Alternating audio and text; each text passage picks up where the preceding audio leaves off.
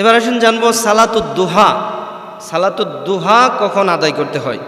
সালাতুদ দুহার নামাজটাও একটা নফল নামাজ, এটা 2 রাকাত করে আপনি আদায় করতে পারবেন, 2 রাকাত সালাতুদ দুহা। কিন্তু সালাতুদ দুহাটা কখন পড়বেন? সালাতুদ দুহাটা পড়তে হচ্ছে সূর্য যখন উঠে যাবে, সূর্য উঠার অর্থাৎ সূর্য উদয়ের 15 থেকে 20 মিনিট পরে আপনি সালাতুদ দুহার নামাজ আদায় করতে পারবেন।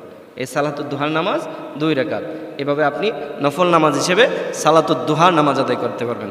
আসলে কিন্তু সালাতুল ইশরাক, সালাতুল আওয়াবিনের সালাত, সালাতুদ দুহা কোনটা কোন নামাজ বা কোনটা কিভাবে পড়তে হবে, কখন পড়তে হবে, আমরা মুসলমান হিসেবে কিন্তু এই বিষয়গুলো জানি না। সেজন্যই কিন্তু আমাদের এই ধারাবাহিক আলোচনায় আমরা বিভিন্ন সালাত কখন পড়তে হয় এবং কিভাবে পড়তে হয়, কোন হাদিসে বর্ণনা পাওয়া যায়, এগুলো নিয়ে কিন্তু আমরা বিস্তারিত আলোচনা করে থাকি। এই সালাতুদ দুহার নামাজ সম্পর্কে সহিহ আল বুখারী 1981 নম্বর হাদিসে বর্ণনা পাওয়া যায়, সহিহ মুসলিম শরীফ 721 নম্বর হাদিসের মধ্যে বর্ণনা পাওয়া যায়, সুনানে তিরমিজি শরীফের 586 নম্বর হাদিসের মধ্যে বর্ণনা পাওয়া যায়। অত্যন্ত গুরুত্বপূর্ণ একটি নামাজ হচ্ছে সালাতুদ দুহার নামাজ। ইনশাআল্লাহ আমরা যারা পারি সালাতুদ দুহার নামাজ আমরা সূর্যোদয়ের 15 থেকে 20 মিনিট পরে ইনশাআল্লাহ 2 রাকাত করে পড়ার চেষ্টা করব। আল্লাহ আমাদেরকে সেই তৌফিক এবং বুঝ দান করুক। আমিন।